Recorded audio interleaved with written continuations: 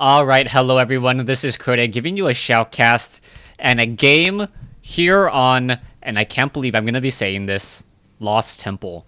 This is going to be a game between Mouse Sports' Mana versus FXO's Strelok. Now, I was rather confused when I saw this map, just because of the version of this map. This is the actual original old school Wings of Liberty beta version of the map, where Terran players seem to have a really unfair advantage. Now, over here at the 3 o'clock position, we do have Mouse Sports' Mana spawning as the blue Protoss player. Meanwhile, Strelok has spawned as the red Terran here at what I will call the 7 o'clock position. Now, for those of you guys who have not been watching since the beta, there are two Xel'Naga towers, one here and one here as well. A high ground platform, perfect for siege tanks. Also, there is a cliff that you can easily get cliffed by Terran players. And because of this, I am expecting Mouse Sports' Mana to try to be much more aggressive. He does not want to try to early expand. It's just going to get punished. So I do expect perhaps Mana to execute some sort of early pressure, perhaps a 4-gate build or maybe 3-gate robo with an Immortal in order to push up that ramp.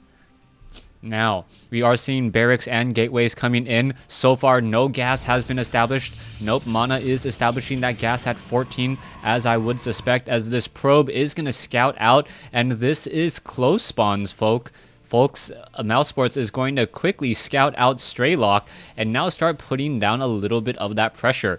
So far, we see that Strelok is perhaps going for a 1 Rax expand, which is actually the worst possible build that Strelok could do at this point. 1 Rax expand will really expose him to a lot of pressure down here. There is a rather wide ramp here, and then this ramp right here is, or rather wide choke point here, this ramp is easily force fieldable, meaning any reinforcements that are trained up on the high ground cannot make their way down to the low ground.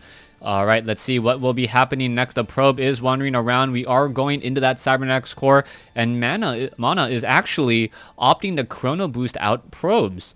Normally, you do not chrono boost out this many probes at this stage in the game, and I am a bit curious as to what Mana's strategy actually is. Command Center is being placed down by Strelok. SCV is wandering around. It is keeping track of this, and we should be seeing a warp gate, a chrono boost onto that warp gate tech in just a second, or perhaps a chrono boost out onto the gateway for a faster Stalker.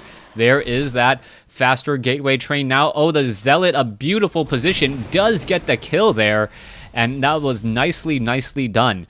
Now, Mana does have a 27-20 supply advantage. There are a good number of Marines here at the front door, as we are adding in a second barracks.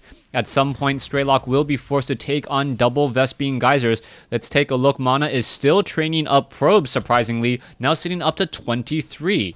So 23 probes, now getting in those additional gateways, training up a sentry as well, and I believe the probe production will now stop. Saturation a little bit past diminishing returns. Let's take a look at this here. Yeah, I can't shift click them all. All right, it is going to be about 20 plus the 3 that are currently in there, actually making sense. Now still training up more probes. We are going to be seeing this is a 4-gate variation. It is not going to hit exactly at the 6-minute mark, as the Stalker did do a little bit of poking, but took a lot of damage as well. The Stalker now needs to back away. Oh, Mana has to be very careful. He may actually take some critical damage here, as the Marines are now backing away once more. 17 SCVs, as we now see Mana actually go into a Nexus. Alright, so what I originally thought was a 4-gate is not at all. There is actually a command center or a nexus over here at the natural expansion. Now, if Mana actually cancels this nexus, that would be one of the biggest head fakes, an old school head fake that I believe even Tasteless did to his brother Day 9 during the beta tournament. Now, back over here, we are seeing Zealots warping in. We see 5 Zealots now on the field. That Stalker still trying to test the waters, but there are Marines out now, and the timing on this attack is not going to be altogether that successful. There's not enough initial burst damage. The Zealots are going to be very effective, but they're going to be absorbing a lot more damage than they're dealing for quite some time.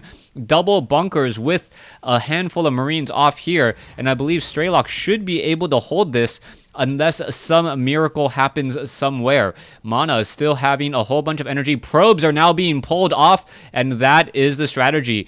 He is actually pulling off probes. Is he going to cancel this? Nope, he's not pulling off probes. He's just transferring them.